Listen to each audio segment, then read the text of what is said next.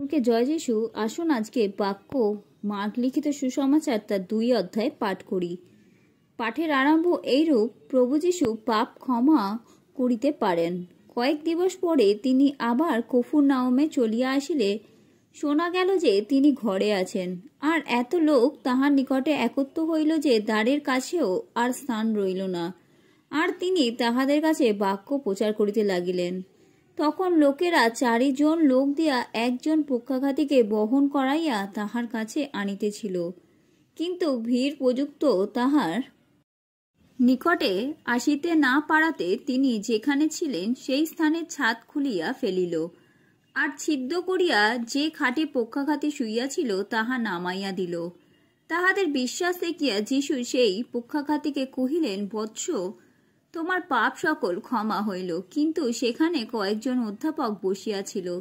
তাহারা মনে মনে এই রূপ তর্ক করিতে লাগিল, এ ব্যক্তি এমন কথা কেন বলিতেছে? এ যে ঈশ্বর নিন্দা করিতেছে। সেই একজন, অর্থাৎ ঈশ্বর ব্যতিরেকে আর কে পাপ ক্ষমা করিতে পারে? তাহারা মনে মনে এই রূপ তর্ক করিতেছে। ইহা যিশু তৎক্ষণাৎ আপন আত্মাতে বুঝিয়া তাহাদিগকে কহিলেন, তোমরা মনে মনে এমন তর্ক কেন করিতেছ? কোনটা সহজ, পক্ষাঘাতীকে তোমার পাপ ক্ষমা হইল বলা, না ওঠো তোমার শয্যা তুলিয়া বেড়াও বলা? কিন্তু পৃথিবীতে পাপ ক্ষমা করিতে মনুষ্যপুত্রের ক্ষমতা আছে, ইহা যেন তোমরা জানিতে পারো। এই জন্য তিনি সেই পক্ষাঘাতীকে বলিলেন, তোমাকে বলিতেছি, ওঠো তোমার খাট তুলিয়া লইয়া তোমার ঘরে যাও। তাহাতে সে উঠিল ও তৎক্ষণাৎ খাট তুলিয়া লইয়া সকলের সাক্ষাতে বাহিরে চলিয়া গেল। ইহাতে সকলে অতিশয় আশ্চর্যান্বিত হইল, আর এই বলিয়া ঈশ্বরের গৌরব করিতে লাগিল যে এমন কখনো দেখি নাই। প্রভু যিশুর নানাবিধ অলৌকিক কর্ম ও উপদেশ, লেবীর আহ্বান, তৎসম্বন্ধে যিশুর শিক্ষা। পরে তিনি আবার বাহির হইয়া সমুদ্র তীরে গমন করিলেন। এমন সমস্ত লোক তাহার নিকটে আসিল, আর তিনি তাহাদিগকে উপদেশ দিলেন।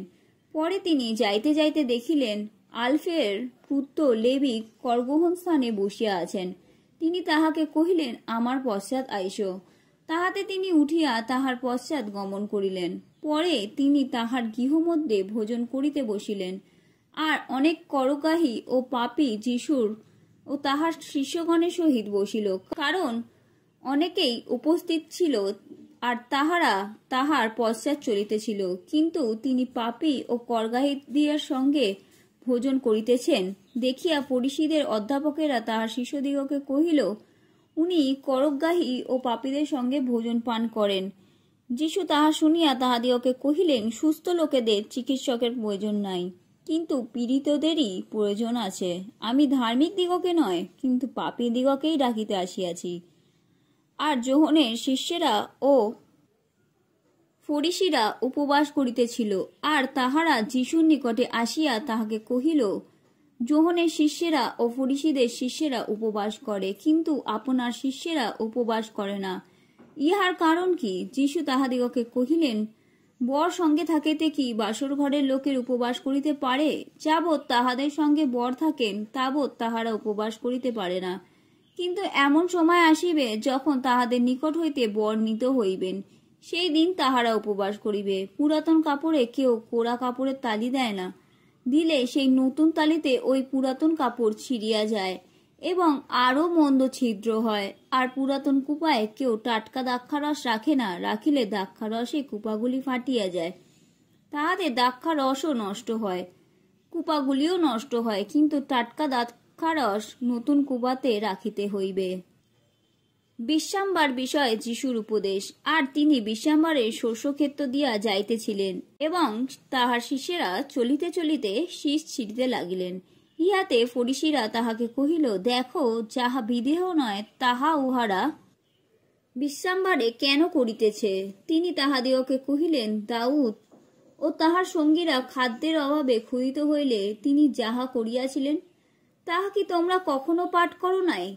তিনি তো অবিয়াথর মহাযাজকের সময় ঈশ্বরের গৃহে প্রবেশ করিয়া যে দর্শন রুটি যাজকবর্গ ব্যতিরেকে আর কাহারও ভোজন করা বিধেয় নয় তাহাই ভোজন করিয়াছিলেন, এবং সঙ্গীগণকেও দিয়াছিলেন। তিনি তাহাদিগকে আরো কহিলেন, বিশ্রামবার মনুষ্যের নিমিত্তই হইয়াছে, মনুষ্য বিশ্রামবারের নিমিত্ত হয় নাই। সুতরাং মনুষ্যপুত্র বিশ্রামবারের কর্তা। আমেন।